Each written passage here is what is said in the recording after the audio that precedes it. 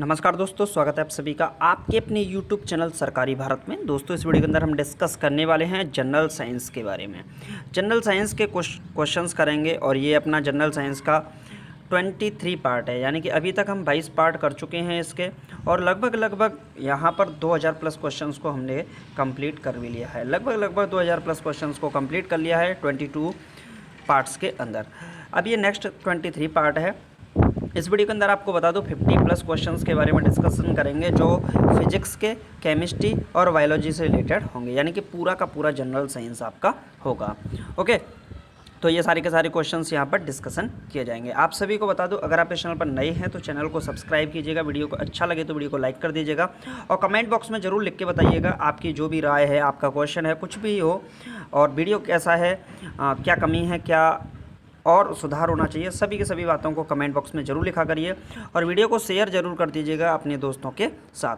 आप सभी को बता दूं, जो भी स्टूडेंट्स डीआरडीओ एमटीएस के लिए तैयारी कर रहे हैं, डीआरडीओ एमटीएस में भर्ती होना चाहते हैं, उनको सिलेक्शन चाहिए इस बार, और 1817 पदों की वैकेंसी में से एक पद अपना सुनिश्चित करना चाहते हैं, उन स्टूडेंट्स के लिए क्लासेस चल रही हैं।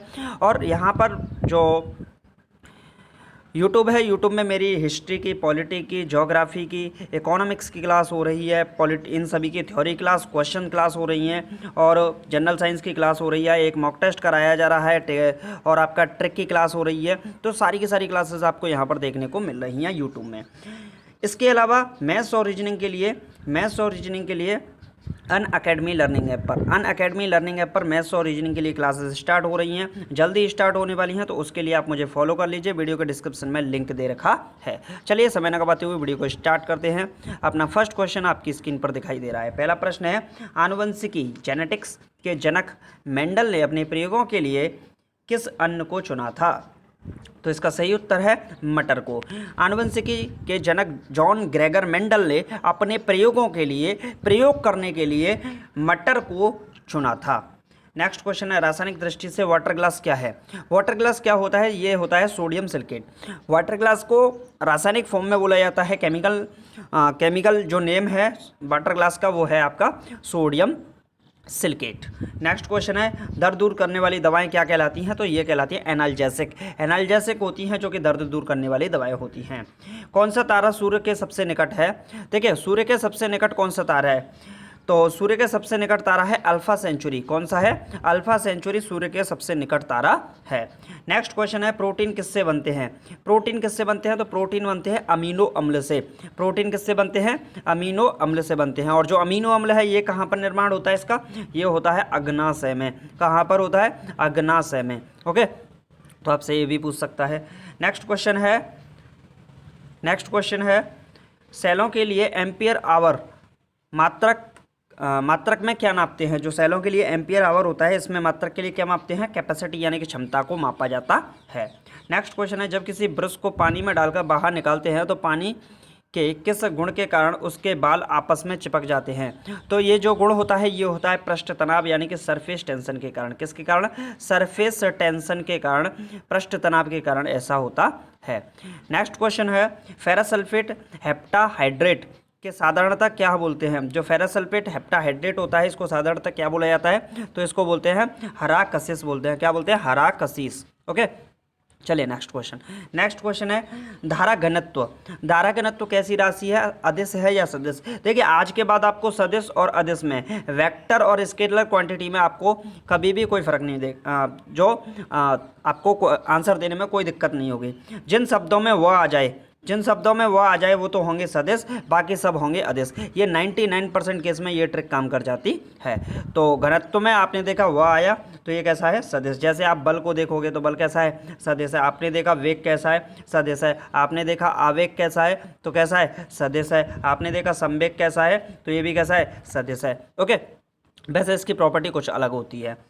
ओके, नेक्स्ट क्वेश्चन है, यदि 40 वाट व 100 वाट के तंतु समान लंबाई के हों तो किस बल्ब का तंतु अधिक मोटा होगा? तो 100 वाट के बल्ब का जो तंतु होगा वो अधिक होगा। नेक्स्ट क्वेश्चन है, निकट दृष्टि दोष निवारण में प्रतिबिंब कहाँ पर बनता है? देखिए, जो निकट दृष्टि दोष होता है, एक होता है मायोपिया। क्या होता है? मायोपिया, निकट दृष्टि दोष, और एक होता है दूरदृष्टि दोष। क्या होता है? दूरदृष्टि दोष। दो प्रकार के दोष होते हैं, निकट दृष्टि दोष और दूरदृष्टि दोष। जो निकट दृष्टि दोष होता है, इसमें जो आँख होती है व्यक्ति की आँख होती है उस ऐसे कुछ इस तरीके से होती है, वो बन नहीं पा रहा है इसमें। देखिए एक बार मैं बनाने की कोशिश करता हूँ। चलिए बन नहीं पा रहा है वो, ठीक है। तो ये इस जगह पे होता है रेटिना। क्या होता है? इस जगह पे होता है रेटिना। तो जो निकट दृष्टि दोष है इसमें क्या है, आपस में किरणें आती हैं और पहले ही इसका क्या बन जाता है, प्रतिबिंब बन जाता है, इमेज बन जाता है। जो दूरदृष्टि दोष होता है, दूरदृष्टि दोष में पीछे जाके इमेज बनती है, यहाँ पर जाके। तो जो निकट दृष्टि दोष है रेटिना के सामने बनता है। निकट दृष्टि दोष में अवतल लेंस का उपयोग किया जाता है इस दोष को दूर करने के लिए। दूरदृष्टि दोष में उत्तल लेंस का प्रयोग किया जाता है, कॉन्वेक्स लेंस का प्रयोग किया जाता है इसको दूर करने के लिए। नेक्स्ट क्वेश्चन है, रंगीन पदार्थों को क्लोरीन विरंजित कर देती है, यह क्रिया है। जो रंगीन पदार्थ होते हैं इनको क्लोरीन क्या कर देती है, विरंजित कर देती है, यानी कि रंग विहीन कर देती है। इसका क्या कारण है? तो इसका कारण है अपचयन। क्या कारण है? अपचयन का कारण होता है, जो कि रिडक्शन जिससे बोला जाता है। नेक्स्ट क्वेश्चन है, ट्राइटियम किसका समस्थानिक है? देखिए हाइड्रोजन के 3 समस्थानिक होते हैं। क्वेश्चन एग्जामिनेशन में पूछा भी जाता है, हाइड्रोजन के कितने समस्थानिक होते हैं? तो हाइड्रोजन के 3 समस्थानिक होते हैं। कौन कौन से? प्रोटियम, ड्यूटेरियम और ट्राइटियम। याद किया? Protium, deuterium, tritium. तो जो ट्राइटियम है किसका समस्थानिक हुआ? हाइड्रोजन का ही हुआ। तो आपको आंसर याद हो गया, ड्यूटेरियम और ट्राइटियम। और याद कर लीजिए 2 और होते हैं। नेक्स्ट क्वेश्चन है, मेंडलीव का आवर्त नियम परमाणु क्रमांक अथवा परमाणु भार पर आधारित है। तो जो मेंडलीव का है वो है आपका परमाणु भार पर आधारित है। ओके, चलिए नेक्स्ट क्वेश्चन। नेक्स्ट क्वेश्चन है आपकी स्क्रीन पर, सूर्य विकिरण को पृथ्वी तक पहुंचने में कितना समय लगता है? देखिए सूर्य विकिरण को पृथ्वी तक पहुंचने में कितना समय लगता है? तो यहाँ पे ये थोड़ा सा गलत दे रखा है, ऐसा नहीं है। इसमें लगता है लगभग 500 सेकंड। कितने लगता है, कितना समय लगता है? लगभग 500 सेकंड लगते हैं। तो 60 का आप डिवाइड लगा दोगे, 0 से 0 गया और 2 से कैंसिल करोगे तो 25/3, यानी कि लगभग ये निकलेगा 8 मिनट समथिंग निकलेगा, कुछ 8 पॉइंट समथिंग मिनट के करीब, ठीक है। तो मिनट में ये आंसर होगा, ये सेकंड में नहीं होगा। तो सूर्य विकिरण को पृथ्वी तक पहुंचने में कितना समय लगता है? 500 सेकंड। आप ऐसे याद कर लीजिए, लगभग 500 सेकंड। ओके, और क्वेश्चन पूछा जाता है सूर्य सबसे पहले किस देश में निकलता है? तो सबसे पहले सूर्य की बात की जाए तो जापान में निकलता है। सूर्य सबसे पहले जापान में निकलता है, अगर पृथ्वी की बात की जाए पृथ्वी पर। और भारत में बात की जाए, भारत में सूर्य का आगमन सबसे पहले कहाँ होता है? तो ये होता है आंध्र प्रदेश में। कहाँ पर होता है? एक बार चेक करना पड़ेगा, आंध्र प्रदेश नहीं, एक बार चेक करना पड़ेगा। आंध्र प्रदेश, अरुणाचल प्रदेश, शायद अरुणाचल प्रदेश है। क्या है कमेंट बॉक्स में जरूर लिखिएगा, एक बार चेक करना पड़ेगा ये। ओके, चलिए नेक्स्ट क्वेश्चन है, सेक्सटेंट का उपयोग किसकी माप करने के लिए किया जाता है? जो सेक्सटेंट है इसका उपयोग किसकी माप करने के लिए किया जाता है? 2 पिंडों के बीच की कोणीय दूरी की माप के लिए। नेक्स्ट क्वेश्चन है, प्रेशर कुकर में खाना जल्दी क्यों पक जाता है? देखिए जो प्रेशर कुकर होता है, आपने घरों में किचन्स में देखा होगा, जो प्रेशर कुकर्स होते हैं उन प्रेशर कुकर्स में क्या होता है, खाना जल्दी से बन जाता है। उसका कारण होता है, एक कारण तो होता है पानी का क्वथनांक उसमें बढ़ जाता है, तो यही दे रखा है, अंदर दाब बढ़ने पर प्रेशर बढ़ता है, तो उसके कारण क्या है, यहाँ पर पानी का क्वथनांक बढ़ जाता है। नेक्स्ट क्वेश्चन है, रेडियो तरंगों के प्रेषण में सहायता करने वाली वायुमंडलीय परतें कौन सी है? जो रेडियो तरंगों के पोषण में सहायता करने वाली वायुमंडलीय परतें कौन सी हैं? तो इनको बोलते हैं आयनोस्फीयर बोलते हैं। क्या बोलते हैं? आयनोस्फीयर बोलते हैं रेडियो तरंगों के प्रेषण में सहायता करने वाली वायुमंडलीय परतों को। नेक्स्ट क्वेश्चन है, हृदय की एक झिल्ली से ढका होता है जिसे क्या कहते हैं? पेरिकार्डियम कहते हैं, कार्डियम कहते हैं। क्या बोलते हैं? पेरिकार्डियम। हृदय एक झिल्ली यानी कि मेम्ब्रेन्स से ढका होता है, जो मेम्ब्रेन होती है उसको क्या बोलते हैं? पेरिकार्डियम बोलते हैं। क्या बोलते हैं? पेरिकार्डियम कहा जाता है।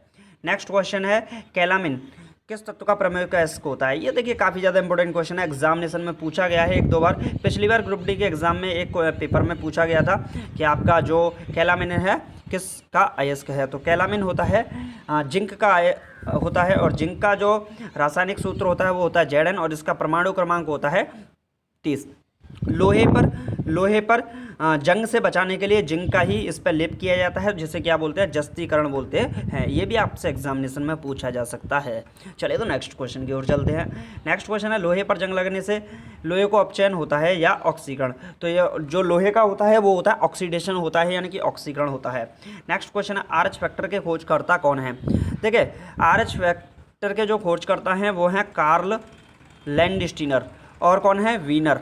कार्ल लैंडस्टीनर और वीनर दोनों ने मिलकर किसकी खोज की थी? आरएच फैक्टर की खोज की थी।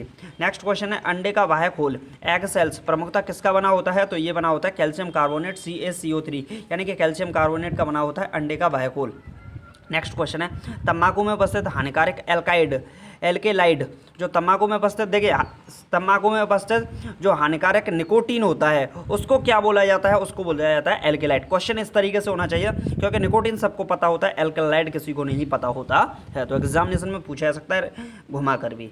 नेक्स्ट क्वेश्चन है, कौन सा विटामिन घाव भरने में सहायता करता है। देखिए विटामिन सी, जो विटामिन सी होता है, विटामिन सी होता है ये क्या करता है, घाव भरने में सहायक होता है विटामिन सी। और जो विटामिन सी है ये शराब पीने वाले व्यक्तियों में इसकी मात्रा कम पाई जाती है। और आपसे पूछा जा सकता है दूध में विटामिन सी की मात्रा कम होती है। और भी पूछा जा सकता है विटामिन सी का जो रासायनिक नाम है, विटामिन सी का रासायनिक नाम है एस्कॉर्बिक एसिड। क्या है, एस्कॉर्बिक एसिड विटामिन सी का रासायनिक नाम है। ये भी आपसे एग्जामिनेशन में पूछा जा सकता है। आपसे पूछा जा सकता है विटामिन सी की खोज किसने की थी, तो वैज्ञानिक हलकट ने, वैज्ञानिक हलकट ने विटामिन सी की खोज की थी। ये भी आपसे एग्जामिनेशन में पूछा जा सकता है। चलिए तो नेक्स्ट क्वेश्चन की ओर। नेक्स्ट क्वेश्चन है नेक्स्ट क्वेश्चन है ओरल रिहाइड्रेशन बिल है ORS को किस रोग में प्रयोग करने के लिए सलाह दी जाती है, तो दस्त में। आपने देखा होगा ORS का, तो आपने इनो वगैरह इस तरीके ORS वगैरह जो आते हैं उनसे क्या होता है 6 सेकंड में 5 सेकंड में आपकी क्या हो जाते हैं, एक तरीके से दस्त सही हो जाते हैं, पेट का पाचन तंत्र सही हो जाता है। डाइजेस्टिव सिस्टम के लिए इसका यूज़ किया जाता है ORS का। वही तो इसका किस में प्रयोग किया जाता है, ओरल रिहाइड्रेशन विलयन का है आपका दस्त में प्रयोग किया जाता है। नेक्स्ट क्वेश्चन है, यदि कोई वस्तु आपतित प्रकाश के सभी अवयव रंगों का अवशोषण कर ले तो कैसी दिखाई देगी, तो ये कैसी दिखाई देगी, काली।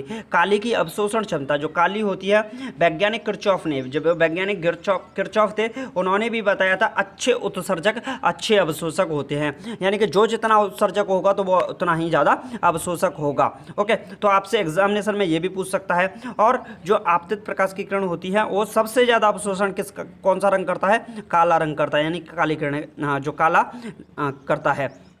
ओके, नेक्स्ट क्वेश्चन क्या है, नेक्स्ट क्वेश्चन की ओर चलते हैं।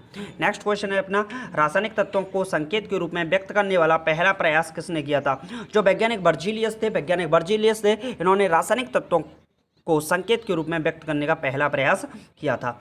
नेक्स्ट क्वेश्चन है, आवेग इम्पल्स बराबर होता है, किसके बराबर होता है, बल तथा उसकी क्रिया के समय के गुणनफल के। समझिए, बल यानी कि डेल्टा एफ, ऐसे बोल सकते हैं, उसकी क्रिया के समय के गुणनफल को यानी कि डेल्टा टी।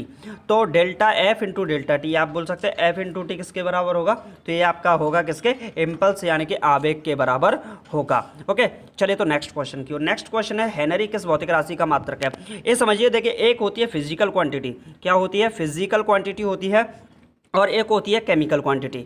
तो जो फिजिकल क्वांटिटी होती है उसके अंदर वैज्ञानिक हेनरी का नाम आता है, वैज्ञानिक हेनरी का नाम आता है। तो जो वैज्ञानिक हेनरी हैं, वैज्ञानिक यानी कि साइंटिस्ट हेनरी हैं, इन्होंने प्रेरण की खोज की थी। किसकी खोज की थी, प्रेरण की। आप 12th क्लास में या फिर 10th क्लास में जाओगे तो वहाँ पर 8th जो चैप्टर है, 8वां जो चैप्टर है उसके अंदर डिस्कशन किया गया है किसके बारे में, प्रेरण के बारे में। प्रेरण यानी कि इंडक्शन के बारे में डिस्कशन किया गया है। किसके बारे में डिस्कशन किया गया, इंडक्शन के बारे में। तो वहाँ पर वैज्ञानिक फैराडे के बारे में भी डिस्कशन किया गया है, फैराडे के विद्युत चुम्बकीय प्रेरण के नियमों के बारे में भी डिस्कशन किया गया है। ओके, चलिए तो नेक्स्ट क्वेश्चन की ओर। तो ये इसका आंसर आपको पता ही चल गया होगा, इंडक्शन सेल्फ इंडक्शन होता है। नेक्स्ट क्वेश्चन है, कृत्रिम उपग्रह में विभिन्न उपकरणों को ऊर्जा स्रोत क्या होता है। देखिए ये इसका आंसर है सौर ऊर्जा। सौर ऊर्जा क्या होती है उसे समझ लीजिए। जो सौर ऊर्जा है, मान लीजिए कि ये कोई प्लेट है, क्या है, प्लेट है। जो हमारा जो लाइट है, प्रकाश है, ये प्रकाश जो किसके रूप में चलता है, प्रकाश चलता है बंडलों के रूप में, और इनको बोला जाता है फोटोन। क्या बोला जाता है, फोटोन बोला जाता है। एक फोटोन की ऊर्जा होती है एच म्यू नॉट के बराबर होती है। एच जो होता है यहाँ पर प्लांक कांस्टेंट होता है। क्या होता है, प्लांक कांस्टेंट होता है, जिसकी वैल्यू क्या होती है, एच जो होता है वो क्या होता है आपका, प्लांक कांस्टेंट होता है। ओके, अब जो प्लांक कांस्टेंट होता है जिसकी वैल्यू होती है 6.63 इंटू 10⁻⁻34 जूल पर सेकंड के जो यूनिट है उसको आप एक बार चेक कर लीजिएगा। ये इसकी एच प्लांक कांस्टेंट की वैल्यू होती है। तो इसमें इसका यूज होता है।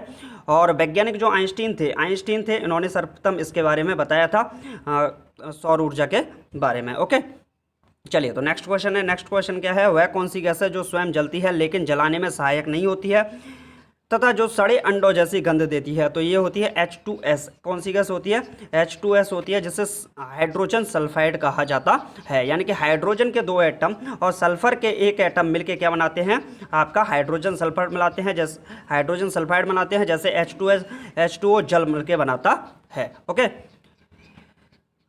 चलिए तो नेक्स्ट क्वेश्चन की ओर। नेक्स्ट क्वेश्चन है, मॉर्फिन पौधे के किस भाग में प्राप्त होता है? जो मॉर्फिन होता है पौधे के पुष्पकली यानी कि कैपरस्यूल में प्राप्त होता है। नेक्स्ट क्वेश्चन है, भारतीय सैटेलाइट को कल्पना चावला की स्मृति में कल्पना फर्स्ट नाम दिया गया था, तो ये था मैटसेट को। नेक्स्ट क्वेश्चन है, प्रकाश तंतु ऑप्टिकल फाइबर को किस सिद्धांत पर कार्य करता है? देखिए ये भी क्वेश्चन एग्जामिनेशन में कई बार पूछा गया है, एनटीपीसी के एग्जाम में, और आपका जो ग्रुप डी का एग्जाम हुआ था पिछली बार एक एग्जाम हुआ था आपका एसएससी में हुआ था एक एग्जाम, तो उसमें भी इसके ऑप्टिकल फाइबर के बारे में एग्जाम में क्वेश्चन आया था। तो ये प्रकाश के पूर्णांतरिक परावर्तन टोटल इंटरनल रिफ्रैक्शन पर डिपेंड करता है, इसी प्रिंसिपल पर काम करता है। नेक्स्ट क्वेश्चन है, एड्स की फुल फॉर्म क्या है? कमेंट बॉक्स में आप लिखिएगा, ये आपके लिए होमवर्क है। ओके, सभी के सभी स्टूडेंट्स यहाँ पर कमेंट बॉक्स में लिखेंगे एड्स की फुल फॉर्म क्या है। तो एड्स से रिलेटेड, एड्स से मानव शरीर का कौन सा अंग प्रभावित होता है? तो प्रतिरक्षा तंत्र प्रभावित होता है। नेक्स्ट क्वेश्चन है, कोशिका की खोज किस वैज्ञानिक ने की थी? देखिए कोशिका के बारे में थोड़ा सा बता देता हूँ, सेल क्या होता है, ठीक।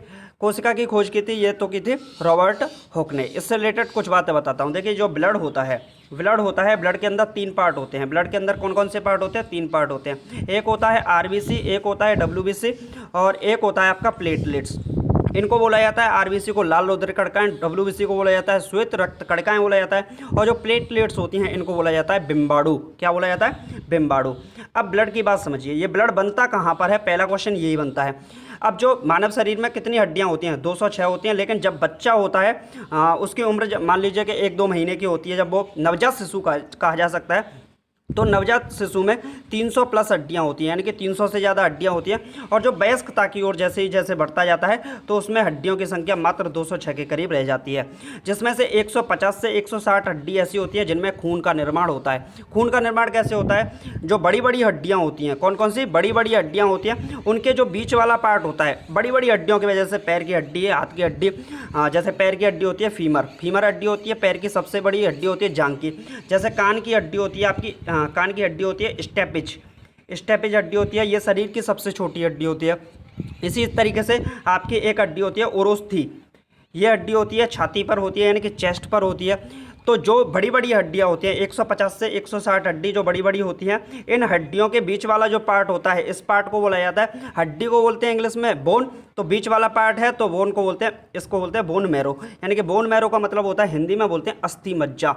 क्या बोलते हैं? अस्थि मज्जा। तो बड़ी बड़ी हड्डियों के बीच वाला जो पार्ट होता है, उस पार्ट के अंदर क्या बनता है? खून का निर्माण होता है। अब आपसे क्वेश्चन पूछा जा सकता है, आरबीसी, डब्ल्यूबीसी और जो प्लेटलेट्स होती हैं, ये तीनों के तीनों कहाँ बनती हैं? तो ये तीनों की तीनों कहाँ पर बनती हैं? ये आपके इन बोन मैरो में ही बनती हैं, यानी कि अस्थि मज्जा में इनका निर्माण होता है। जो आरबीसी होता है, ये जाता कहाँ पर है? इसकी मृत्यु हो जाती है एक तरीके से प्लीहा होता है हमारे लीवर के जस्ट पीछे होता है, तो प्लीहा होता है, इसको तिल्ली भी बोलते हैं। क्या बोलते हैं? तिल्ली भी बोलते हैं। और इसका एक और नाम है स्प्लीन, इंग्लिश में बोलते हैं इसको स्प्लीन। तो इसमें इसको आरबीसी का जो कब्रिस्तान होता है, एक तरीके से जो कब्रिस्तान होता है, ये लीवर और प्लीहा में होता है। तो ये भी क्वेश्चन आपसे पूछा जा सकता है। नेक्स्ट क्वेश्चन है, तो इस क्वेश्चन का सही उत्तर था रॉबर्ट हुक। नेक्स्ट क्वेश्चन है, सिरका उद्योग में कौन सा जीवाणु प्रयुक्त किया जाता है? तो इसमें किया जाता है एसिटोबैक्टर एसिटी। जो सिरका उद्योग होता है, इसमें एसिटोबैक्टर एसिटी जीवाणु को प्रयोग किया जाता है। तो हमने इस वीडियो के अंदर कितने क्वेश्चन डिस्कस किए? हमने 50 प्लस क्वेश्चन डिस्कस किए। 40 से 50 क्वेश्चन एक्स्ट्रा मैंने अपनी तरफ से और भी बता दिया आपको।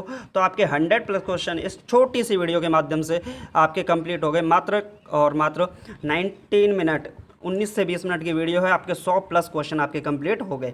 जो भी स्टूडेंट डीआरडीओ एमटीएस की तैयारी कर रहे हैं, उन स्टूडेंट्स को बता दूं, मैथ्स और रीजनिंग के लिए आपकी जल्दी ही क्लास स्टार्ट हो रही हैं अनअकैडमी लर्निंग ऐप पर, जहां पर मैं पढ़ाने वाला हूं। तो वहां पर जाके आप मुझे फॉलो कर लीजिए। वीडियो के डिस्क्रिप्शन में लिंक दे रखा है, वहाँ से आप फॉलो कर लीजिए। अभी कोर्स फ्री है, अभी आपको कोई भी चार्ज नहीं देना होगा, बिल्कुल फ्री कोर्स है। और बाद में ये फिर प्लस कोर्स में बदल जाएगा, यानी कि आपको चार्ज देना होगा 1500 रुपये, 1000 रुपये, इस तरीके से आपको चार्ज देना होगा। अभी कोर्स फ्री है, 2500 प्लस तक का वहाँ पर चार्ज आपको देना पड़ सकता है 1 साल का। तो अभी आपके लिए वहाँ पर मैथ्स और रीजनिंग के लिए फ्री है। जाइए, वीडियो के डिस्क्रिप्शन में लिंक दे रखा है, वहाँ से फॉलो कर लीजिए। चलिए तो मिलते हैं नेक्स्ट वीडियो में। Thank you for watching this video. जय हिंद, जय भारत, टेक केयर।